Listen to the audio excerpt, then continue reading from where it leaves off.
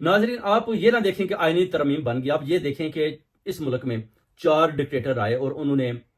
ملک کے ساتھ غداریاں کی، یعنی پارلیمنٹ کا یا عوام کا، قوم کا، ملک کا انہوں نے بیڑا غرق کیا۔ مگر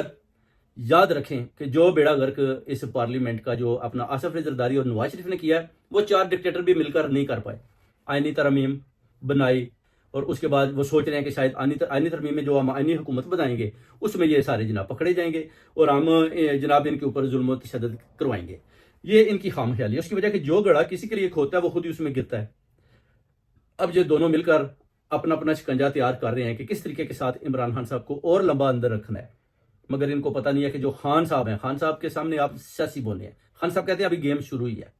اب پارلیمنٹ پر جو انہوں نے اب مل کر دعویٰ بولا ہے، پہلے یہ ایک دوسرے کے خلاف تھے اور قوم کو بتاتے تھے کہ وہ جی اس نے یہ نقصان کر دیا، یہ قومی چور ہے، وہ ڈاکو ہے۔ ابھی یہ دونوں مل کر